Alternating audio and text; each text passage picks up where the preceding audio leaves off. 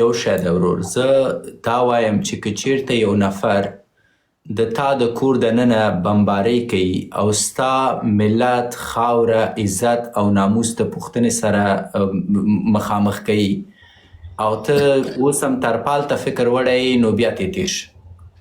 یا د نظام نم تېر شه، بیا د رهبرۍ نم تېر شه. نه ډاکټر مخکې درته ویلي چې د پښتون یا خر دی یا تب دی، ماشومان درته وژني، مشران درته وژني، خاورې ته دې رادننه کېږي، کورونه درته بمباري کوي، ته په دې فکر کوي چې ترپال جګ کم که یې جګ نه کم. ترپال دې ستا ملا ماته کړي.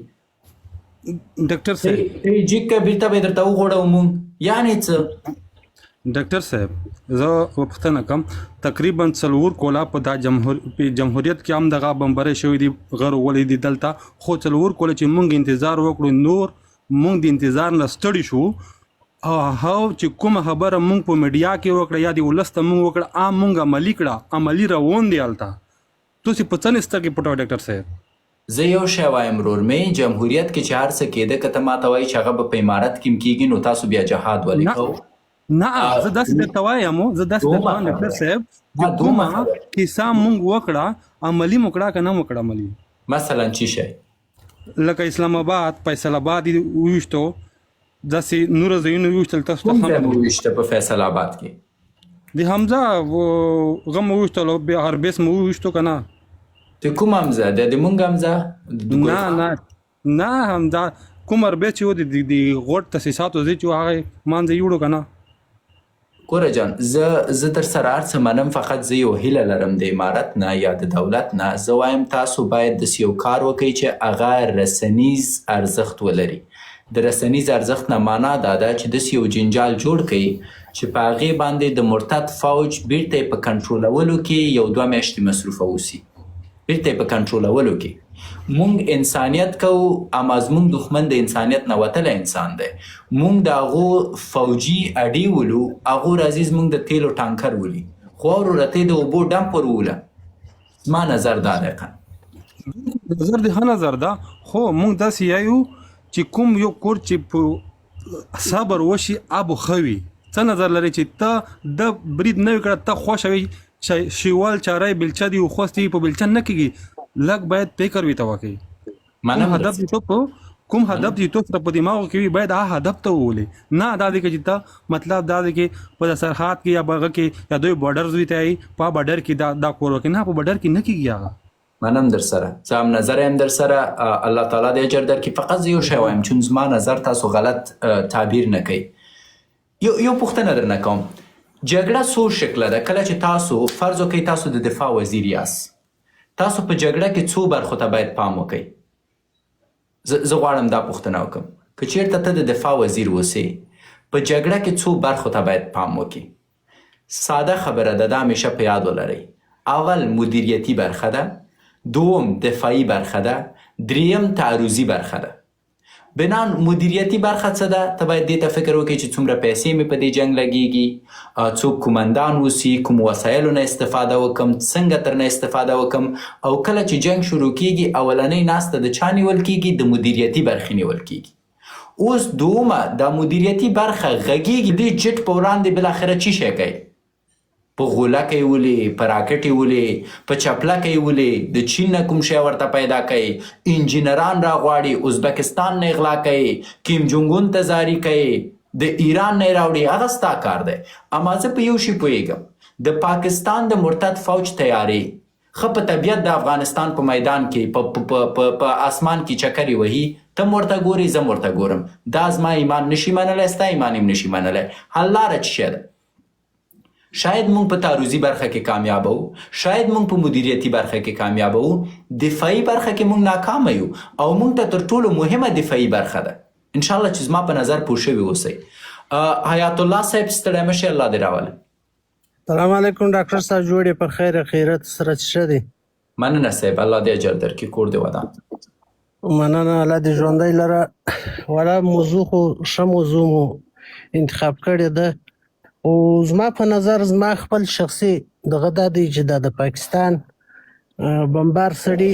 یعنی هیڅ رقم سړي نه اوس ولاکه قبلې، یا د دې په ځای که موږ د امریکا یا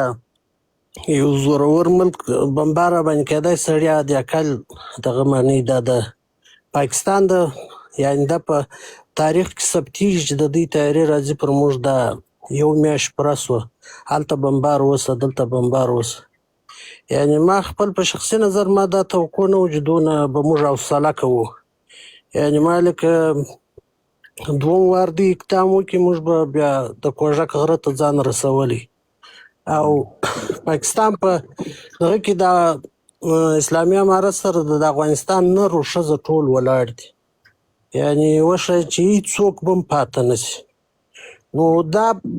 دغه نه په اوږدو باندې چې هره ورځ بمبار وسه بس آخر به بیخي داسې عادي سي هېڅ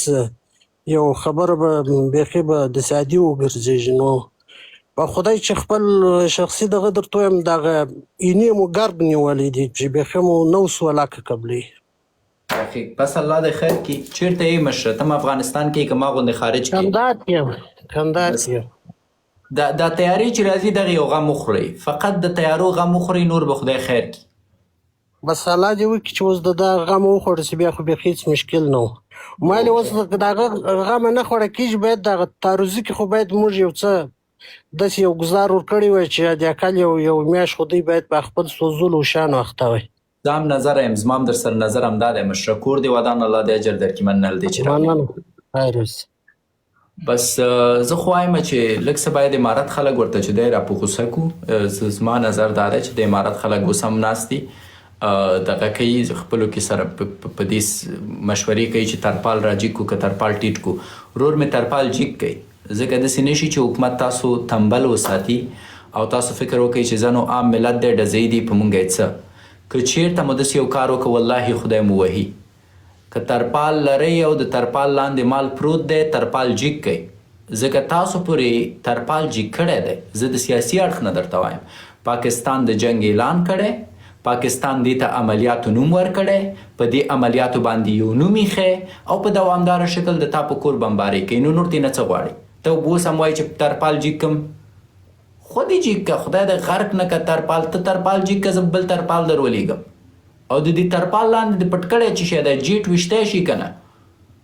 دغه مهمه خبره ده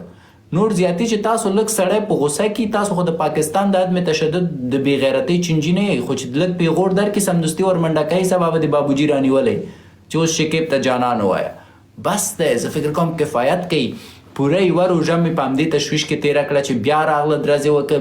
بیا تیاره راغله بیا تیاره لاړه یار یو څه باید وکړي د حکومت مسؤلیت هم دا دی چې یو څه وکړي که نه کېږي هغلته غني بابا ته زنګ وورته سړي معاملې خرابې دي کوم روسانو موسانو کې څوک نه پېژني چې 4-5 درونونه راولېږي شاید غني در سره مرسته وکړي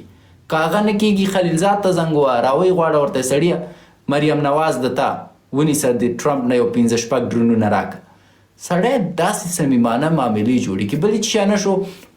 2-3 دانې چې دی دغه ولیږه ملا صاحبان کیم جونګ ان ته نصیحتونه دې ورته شروع کړي د امر بالمعروف د څه شي دپاره دی خو لاړ دې شي کیم جونګ ان دی راته مسلمان کې راکټونو سره یې بېرته راولئ وایي نه هغه هم نتیجه نه ورکوي ایران ته ورشئ په کوم خموسه کې ور دننه شئ سوری داسې وباسئ چې بېرته کابل ته پرې راوځئ سبا هم په کوم بل غم ونه لاړئ چې اسرائیل به د هغې سوري نه افغانستان ته راجګ شوي بیا بېرته بند کوي چې درونونه هم راوړه ولې یو کار وکئ موږ د جګړې نه نه ستړي کېږو موږ د جګړې نه نه ډارېږو ستړي د دې نه یو چې ولې غلي ناست یو بنان یو څه باید وکئ یو داسې شی وکئ چې حداقل موږ پوه شو چې یو څه وشوه د ټولو نه مننه زه بخښنه غواړم یو شی زه بیا هم وایم اطمینه ده زما ټولې خبرې سمې اوسي اطمینه ده زما ټولې خبرې جدي ونیول شي ځکه زه نن تاسو سره ناست وم 4 ساعته مې بحث کړی په دې 4 ساعتو کې زما ټولې خبرې اطمینه ده چې د ریفرنس په اساسي اتمن به مې پکې ټوکې کړي اتمن به مې پکې شخصي نظر ورکړی اتمن به مې پکې ټکالې کړي دا ټولې به تاسو جدي نه اخلئ دا ټولې به تاسو د سرې کرښې په اساس نه اخلئ تاسو ته هم خدای عقل درکړی ما ته هم خدای عقل راکړی تاسو چې زه څه وایئ زه یې په اړه فکر کوم زه چې څه وایم تاسو یې په اړه فکر کوئ